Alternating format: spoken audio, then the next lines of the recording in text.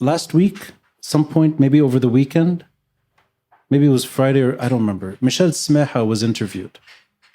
Did everyone see this interview on, I don't know what platform it was. I forgot which platform. Rashad, what's his name? Yeah. His name escapes me now. Yeah. Dahir. Rawad Dahir, yeah. Okay, so he's being interviewed.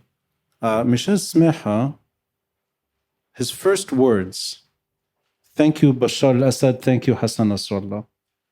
Okay, this is a man who spent roughly 10 years either in jail or house arrest, found guilty for transporting bombs into Lebanon from Syria, caught red-handed, pays a price. He's sent to jail.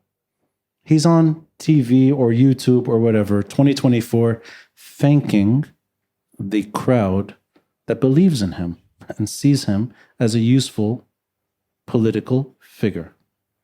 That, to me, is the rightful ending of March 14. He's caught by a brigadier general named Wissam al-Hassan.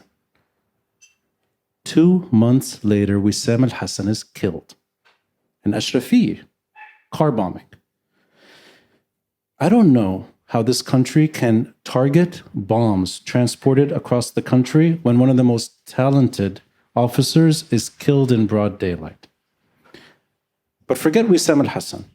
Somebody younger than, I think younger than you, Wael, Wissam Eid, is the reason why there was a verdict into the Special Tribunal for Lebanon. It's a Lebanese intelligence officer who has actual data to provide. He's killed for providing that data. Why would you expect more from intelligence services when their smartest are killed for doing their job? That's just 2 names. It's so cliche at this point, but because it's been played over and over and over and over and over. Francois Al-Hajj as well. And Francois Al-Hajj, you're right. There's a long list of names.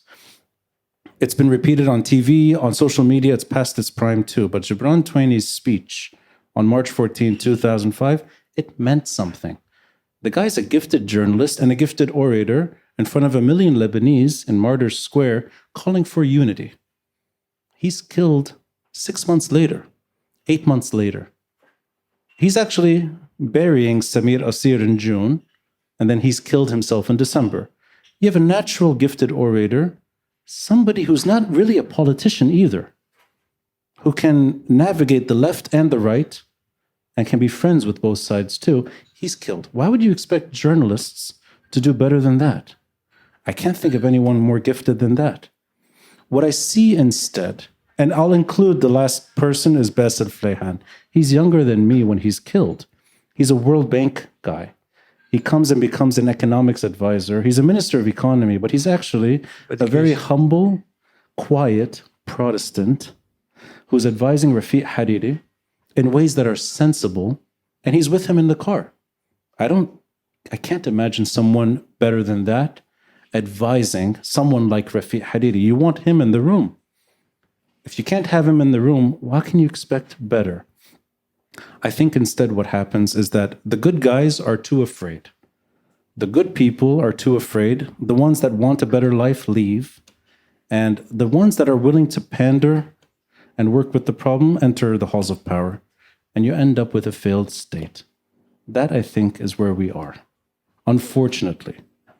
But I think it's important to always reflect on that occasion, even when it's unpopular to do so. Because there's a moment Lebanese tried, and they tried really hard. And 20 years later, Michel Smeha is thanking the Syrian regime and Hezbollah. That's the story.